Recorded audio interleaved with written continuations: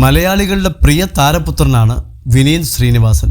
അഭിനയത്തിനു പുറമെ പല മേഖലകളിലും കഴിവ് തെളിയിച്ച കലാകാരൻ കൂടിയാണ് അദ്ദേഹം.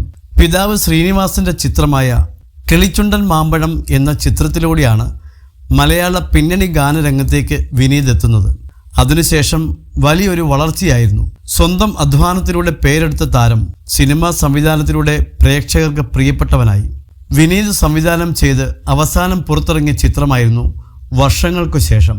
തിയേറ്ററിൽ വൻ വിജയമാവുകയും OTTയിലൂടെ വൻ പരാജയവുമായിരുന്നു. സിനിമ തൻ്റെ ജീവിതം തന്നെയാണെന്ന് പലപ്പോഴും പറയാറുണ്ട്.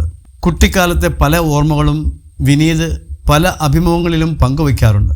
അത്തരത്തിൽ തൻ്റെ കുട്ടിക്കാലത്തെ സിനിമാ ഓർമ്മകൾ ഒരു അഭിമുഖത്തിനിടെ വിനീത് പറഞ്ഞതിങ്ങനെ: പണ്ട് സ്കൂളിൽ പഠിക്കുമ്പോൾ വെക്കേഷൻ സമയങ്ങളിൽ അച്ഛനൊപ്പം ഷൂട്ടിംഗ് ലൊക്കേഷനുകളിൽ പോകുമായിരുന്നുവെന്ന് വിനീത് പറഞ്ഞു.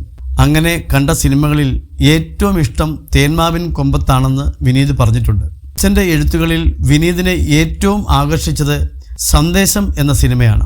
കഥ പറഞ്ഞ രീതിയും അതിലെ ആക്ഷേപഹാസ്യവും എല്ലാം ഇന്നും പ്രസക്തമാണ്. രാഷ്ട്രീയ സിനിമകളിൽ ഇന്നും സന്ദേശത്തിന് മുകളിൽ എന്നൊന്നില്ല. എക്കാലത്തെയും മികച്ചത് സന്ദേശം തന്നെ. സ്കൂൾ കാലം കഴിഞ്ഞതോടെ സിനിമയോടുള്ള സമീപനത്തിലും ഇഷ്ടങ്ങളിലും ഒരുപാട് മാറ്റം വന്നെന്ന് വിനീത് പറഞ്ഞു. അച്ഛനിലെ എഴുത്തുകാരനെയാണ് ഞാൻ പിന്നെ ഒരുപാട് ഇഷ്ടപ്പെട്ടു തുടങ്ങിയത്. ചുറ്റുമുള്ള ജീവിതങ്ങളെ അച്ഛൻ സിനിമയിലേക്ക് കൊണ്ടുവന്നത് തന്നെ അതിശയമായി തോന്നിയിട്ടുണ്ടെന്നും വിനീത് പറഞ്ഞു. പക്ഷേ അന്നും സന്ദേശം എന്ന സിനിമയോടുള്ള വല്ലാത്തൊരു ഇഷ്ടം ഉണ്ടായിരുന്നു. വിനീത് പാട്ടുപാടുന്നതിൽ തുടക്കത്തിൽ അച്ഛൻ ശ്രീനിവാസന് എതിർപ്പായിരുന്നു. അതിനെ തുടർന്ന് നിരവധി തർക്കങ്ങൾ ഇരുവർക്കുമിടയിൽ ഉണ്ടായിരുന്നു. അവസാനം അച്ഛൻ്റെ ആഗ്രഹപ്രകാരം വിനീത് തൻ്റെ എഞ്ചിനീയറിംഗ് പഠനം പൂർത്തിയാക്കി.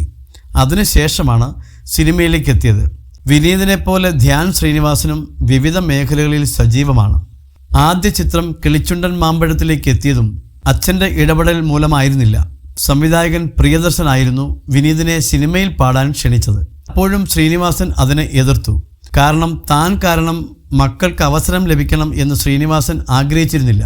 പ്രിയദർശൻ്റെ വിനീതിൻ്റെ ശബ്ദം വേണമെന്ന നിർബന്ധത്തിലായിരുന്നു കസവിൻ്റെ തട്ടമിട്ട് എന്ന ഗാനം ഉണ്ടാവുന്നത്.